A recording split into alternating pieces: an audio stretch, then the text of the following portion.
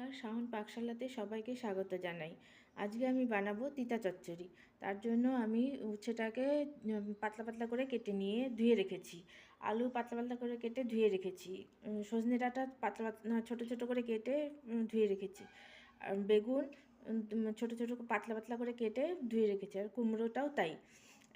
আর নিয়েছি কালো জিরে, আর নিয়েছি সর্ষে বাটা। আমি এখন রান্নায় চলে এসেছি। এসে কড়াইতে তেল গরম করতে বসে দিয়েছিলাম। এখন আমি উচ্ছেটাকে আগে ভেজে নেব। এটা আমার ভাজা হয়ে গেছে, আমি তেল থেকে তুলে নেব উচ্ছেটাকে। আমি কালো জিরা ফোড়নটা দিয়ে দিলাম, দিয়ে আলু দিয়ে দেব,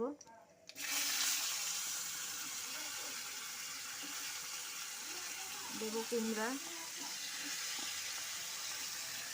দেবো সজনে ডাঁটা, আর দেবো বেগুন। দিয়ে এখন ভালো করে একটু নেড়ে নেব।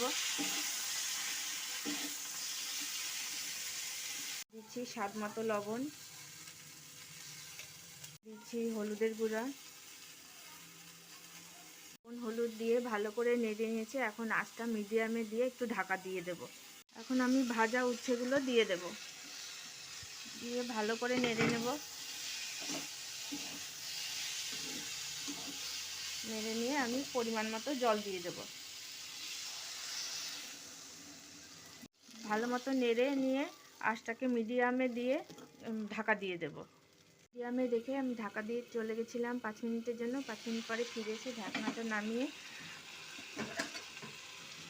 সবজিটাকে ভালো মতো নেড়ে নিব। নিয়ে এখন আমি সর্ষে বাটাটা দিয়ে দেব।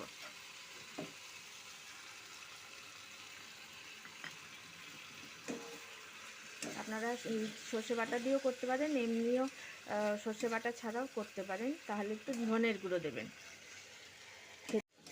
এটা গরমকালে খেতে খুব সুস্বাদু হয়। গরম ভাতের সাথে খাবেন, বাড়িতে করবেন, খেয়ে নিয়ে দেখবেন খুব ভালো লাগবে। আর যদি ভালো লেগে থাকে তাহলে আমার চ্যানেলটিকে সাবস্ক্রাইব করবেন, লাইক করবেন, শেয়ার করবেন এবং কমেন্ট করে আমার পাশে থাকবেন। সর্ষে বাটা দিয়ে আমি ভালো করে নেড়ে দিয়েছিলাম। এখন সব সবজিগুলো সিদ্ধ হয়ে গেছে। এখন আমি গ্যাসটা অফ করে দিচ্ছি, দিয়ে নামিয়ে নেব।